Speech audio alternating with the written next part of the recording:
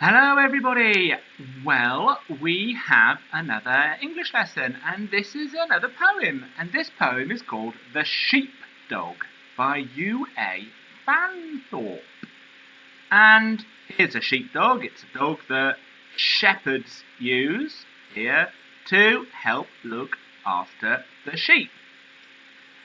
And it's written by UA Fanthorpe, and actually that was Ursula Fanthorpe, who was quite a famous British poet. She died in 2009, and here's a picture of her being honoured by the Queen. So, let's have a little look at it. Before we read the poem, this is an interesting poem, because in the poem, it's a sheepdog who's called Shep. And the sheepdog is explaining something that happened to him one night and to the shepherds he was with. And actually the poem is all about a very famous story or a very famous event. Perhaps one of the most famous stories that I'm sure that you all know. What makes it interesting is that the poet, UA Fanthorpe, doesn't tell you directly, which means straight out, what famous story the poem is really about. She's written it to be a puzzle, and she's given you clues. Each part of the poem gives you clues, tells you what happened, what the dog says happened, what Shep the dog thinks happens, and you've got to work out what the poem is really about, what famous story or what famous event. And our first job, here if I just move up, is to use the clues in the poem to work out which famous story or event the poem is about. And when we need to use the clues in a text to work out what's really going on, that's called inference. And that's what we're going to use this poem for. We're going to enjoy it, and then we're going to try and infer, try and work out from the clues, what is this text really about? Okay, so here's the poem, The Sheepdog by UA Fanthorpe. After the very bright light, and the talking bird, and the singing, and the sky filled up with wings, and then the silence, our lad says, we'd better go then. Stay, Shep. Good dog, stay. So, I stayed with Sheep. After they come back, it sounded grand what they'd seen. Camels and kings and such, with presents, human sort, not the kind you eat, and a baby. Presents was for him. Our lads took him a lamb. I had to stay behind with Sheep. Pity they didn't take me along too. I'm good with lambs, and the baby might have liked a dog after all that myrrh and such. Well, I'm going to read it again and see if there are any clues that remind you of a famous story that I think everybody knows.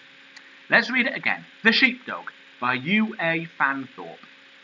Oh, you might have noticed that I was doing trying to do a northern accent, and that's because some of the spellings in this story are not the normal standard spellings. They are the spellings that show how the shepherds talk, their accents, the different sounds they make. So it's just designed to show that these shepherds are speaking in a kind of northern accent. The Sheepdog by UA Fanthorpe.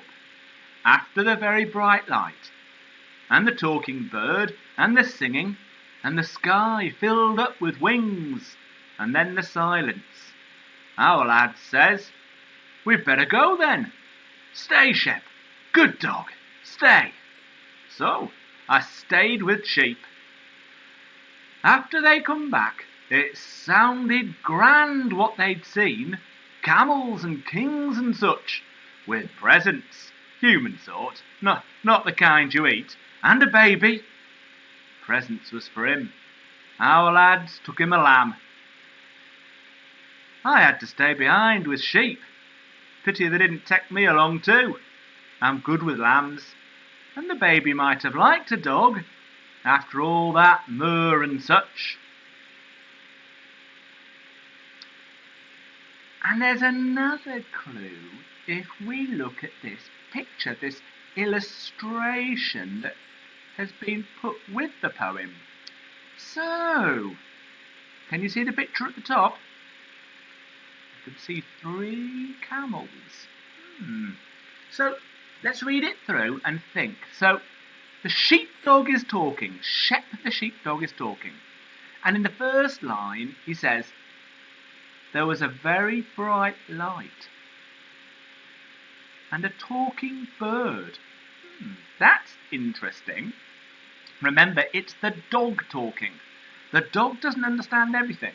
So maybe it wasn't actually a talking bird, but perhaps something that the dog might have thought was a bird. And then in the third line it says there was singing and the sky filled up with wings. Gosh, the sky filled up with wings. There must have been lots of wings, or maybe very big wings. And then the silence. Or you might be silent because you were surprised, or because you were shocked, or because you're thinking. And then our lad says, which means our boys, the shepherds, said, we'd better go then. Stay, Shep, good dog, stay. So I stayed with the sheep. And then in the third verse, these are the things that the shepherds saw. It sounded grand. Camels and kings.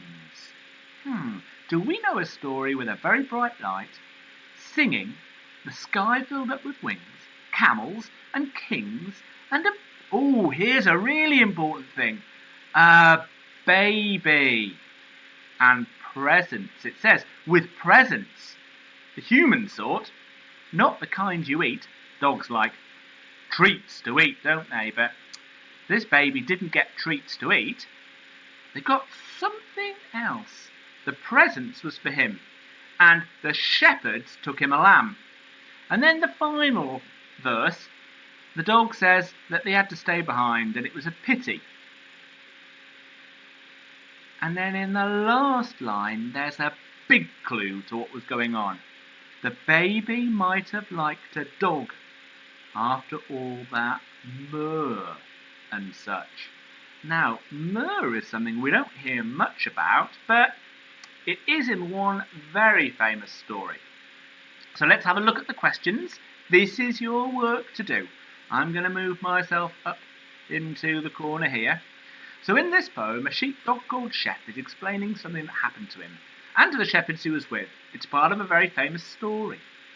So in the first verse, you need to look and find 4 things that the dog heard or saw. In the second verse, you need to find and copy the exact words which show the dog did not go with the shepherds. In the third verse, the dog explains what the shepherds saw. And we need you to look and see find 3 things that the shepherds saw. And then the dog feels sorry that he didn't get the chance to go. It says, it was a pity they didn't take me along. And the dog gives 2 reasons why he thinks he should have been taken, why it would have been nice to take him. Now the last question is the real inference question. Who is the baby in the poem? And which famous event is this poem about? And then I need you to write down which clues in the poem gave you the idea. And explain, well, I knew it was this because the text says this, and so I could work out this. Now, I've got 3 challenge questions. What do you think the talking bird was really in the poem? Because it's not really a talking bird, something else.